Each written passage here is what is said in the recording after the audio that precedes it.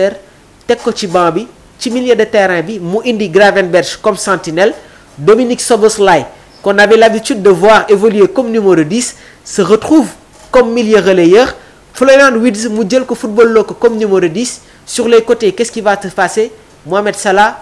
Gakpo Hugo Ekitike loolu la Arne Slot indi ci bile match donc su Alexander Isak ñëwee nan la Arne Slot di continuer avec voilà son schéma est-ce que Ekitike dafay nekk deuxième derrière Alexander Isak wala day am benn concurrence directe entre Alexander Isak ak Hugo Ekitike on attend vos réactions donc dinañu ñëw ci rubrique boo xamante ne on va parler des différentes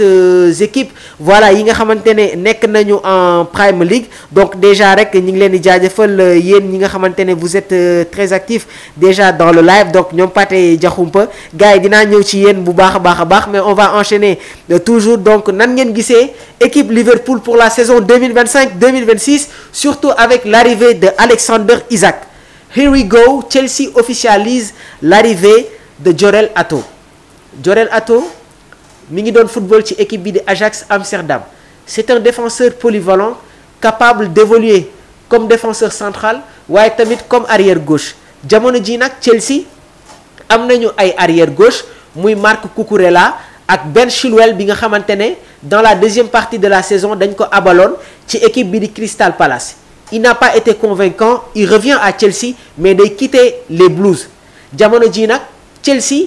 si Coupe du monde des clubs bi gis ngeen ne que il y avait que Marc Cucurella comme arrière gauche léegi avec l'arrivée de Jorel Ato dina am une concurrence mais bien vrai que ñun ñëpp xam nañ ne que Cucurella est le titulaire indiscutable waaye tamit mu nekk un renfort de taille parce que comme ni mu leen ko waxee bien vrai que il fait à peine 1m82 83 il n'est pas trop élancé sur la taille mais c'est un gaucher il est polyvalent donc soo leen xool équipe Chelsea bi am na équilibre au niveau de leur défense avec Reece James ou Malo Gusto Wesley Fofana il va revenir dans la compétition mais pour le moment on a Trevoh Chalobah ak Léo Colwill qui est gaucher donc cela veut dire que avec le départ de Benoît Badiashile qui fait plus partie jamono ji des plans de Enzo Maresca c'est sûr qu'il va être prêté donc Jorel Ato dafa nekk un renfort de taille donc Chelsea jamono ji comme niñ ko évoqué ils avaient quelques problèmes au niveau de leur défense donc ils vont se renforcer en attendant aussi l'arrivée de Xavi Simons mais on va vous donner les détails yi nga xamante ne day concerner l'arrivée de Jorel Ato comme nouveau défenseur voilà en provenance de l'Ajax Amsterdam déjà il y a les frais de plus de 40 millions d'euros et contrat jusqu'en 2032 avec Ato en attente du feu vert pour voyager pour un médical donc Ajax Amsterdam jox nañu l'autorisation aux joueurs pour mu dem passer sa visite médicale donc nouveau défenseur pour Enzo Maresca bientôt disponible en attendant l'arrivée de Xavi Simons passé par le FC Barcelone Paris Saint-Germain laata muy nekk ci Leipzig un numéro 10 capable de jouer comme excentré donc Chelsea se prépare pour la saison 2025-2026 autre transfert bi nga xamante ne jot nañ ko officialiser muy Nelson Semedo jaar na ci équipe bi di Barça laata muy dem ci Wolverhampton donc contrat am jeex na loolu moo tax mu dem signer dans le championnat turc plus précisément ci équipe bi di Fenerbahçe donc Fenerbahçe gars yi ñi ngi renforcer wu dinañu ñëw tamit ci équipe yi nga xamante ne ñi ngi nekk dans le championnat turc il faut qu'on en parle parce que si championnat turc bi y a énormément de Sénégalais mais ay Galatasaray ay Fenerbahçe équipe yooyu yëpp dinañ ci ñëw jox leen les dernières informations donc Nelson Semedo jot na engagé wu ak Fenerbahçe ki nga xamante ne tamit moom mooy Milan Skriniar nekkoon ancien défenseur de l'Inter de Milan fa la jóge dem Paris Saint-Germain jël ko abal ko équipe bi di Fenerbahçe moom i tamit c'est officiel prêt bi levé nañu option d'achat bi donc il devient un joueur du Fenerbahçe entraîné par José Mourinho am na ay yeneen recrues yi nga xamante ne tamit rejoindre nañu l'équipe voilà le club turc comme John Duran nekkoon ancien joueur bu Aston Villa laata muy dem ci Al Nasser moo ko équipe bi nga xamante ne moom mooy Fenerbahçe jamono ji sax moom mooy le nouveau numéro 10 parce que Edin Dzeko dem na rejoindre la Fiorentina donc le numéro 10 jamono ji ki nga xamante ne nag moom mooy l'international colombien Durán moom moo koy sol déjà sax gis ngeen ko ci match yi nga xamante ne football nañ ko en préparation. On va rentrer maintenant sur les échos de la tanière gars yi, on va parler de l'équipe nationale du Sénégal, on va parler du transfert bi nga xamante ne voilà ñi ngi koy évoqué concernant Assane Diao bu jóge Betis Séville dem rejoindre équipe bi du Como. ñu bëri yaakaaroon nañ ne que il va être dans la durée, mais attention Everton ils vont sortir le paquet et su fekkee am na benn offre bu conséquent, je pense pas que Como dinañu résister à une telle somme. Maintenant imaginez leen Iliman Ndiaye, Assane Diao, Idrissa Gana Gueye dans une même équipe. Assane Diao, Iliman Ndiaye, Idrissa Gana Gueye ñoom ñett ñu bokk benn équipe. Est-ce que Assane Diao dafa war a jóge Como dem Everton?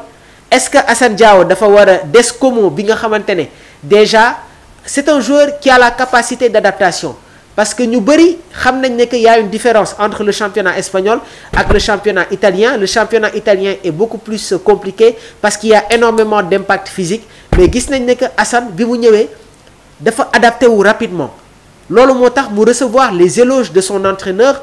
Cesc Fabregas bi nga xamante ne sax bi saison bi jeexee ay équipe comme Bayern Leverkusen ak Inter de Milan jéemoon nañ ko attirer, mais nee na projet bi Como teg en place daf ko intéressé. Est-ce que Assane Diao dafay day continuer le projet Como, être dans la continuité, être performant pour être décisif en équipe nationale du Sénégal, wala est-ce que day quitter équipe bi di Como dem rejoindre équipe bi nga xamante ne moom mooy Everton? Et Everton ñun ñëpp xam nañ ne que seen attaque bi si Assane Diao vient, c'est sûr que il va jouer dans cette équipe, parce que y a déjà un trio bi nga xamante ne moom lañ tàmm di gis. Harrison bi nekkoon Leeds United laataa muy ñëw Everton, Iliman Ndiaye. Léegi nag y a une concurrence entre Calvert-Lewin ak ki nga xamante ne moom mooy Beto, nekkoon attaquant dans le championnat italien ci équipe bi nga xamante ne moom mooy Udinese. Mais jamono ji même dans la deuxième partie de la saison moom moo nekkoon un titulaire, parce que Calvert-Lewin li ko gën a tardeel mooy les blessures. Donc Assane Diao su ñëwee Everton, s'il est performant, s'il s'adapte très vite à l'atmosphère de la Premier League, il va s'imposer, c'est sûr. Léegi nag question bi ma leen di poser mooy est-ce que dafa war a des Como, wala est-ce que dafa war a continuer, est-ce que dafa war a dem rejoindre équipe bi nga xamante ne moom mooy Everton? Donc on va vous donner déjà les dernières informations, parce que Everton sax les dirigeants commencé woon nañu voilà rentrer en contact ak Malick Fofana attaquant la buy football ci équipe bii di Olympique Lyonnais, mais jamono ji nag le transfert est un peu compliqué. Loolu moo tax Everton, une information toujours donnée par Fabrizio Romano, si la piste Malick Fofana échoue, seen deuxième cible moom mooy Assane Diao. Donc l'une des options est Assane Diao. Selon toujours Fabrizio Romano, Everton songe au crack sénégalais au cas où la porte menant à l'attaquant belge se ferme définitivement. Âgé de 19 ans, Assane Diao a rejoint comme l'été dernier en provenance du Betis Séville, mais la formation entraînée par Cesc Fabregas a déjà rejeté une offre pour Assane Diao. Como première offre bi nga xamante ne Everton def na ko dañ ko rejeté. Donc Assane Diao bi nga xamante ne jotoon na blessé en avril dernier, le jeune Sénégalais a effectué son retour à la compétition dimanche en disputant à quelques minutes de la victoire des siens contre l'Ajax en match amical. Como football na ak Ajax, match boobu noonu Assane Diao football na ko, donc il a retrouvé les terrains. Donc ñi doon laaj est-ce que Assane Diao dina bokk ci match yi nga xamante ne équipe nationale du Sénégal war nañ ko football sur les éliminatoires de la Coupe du Monde 2026. Vous avez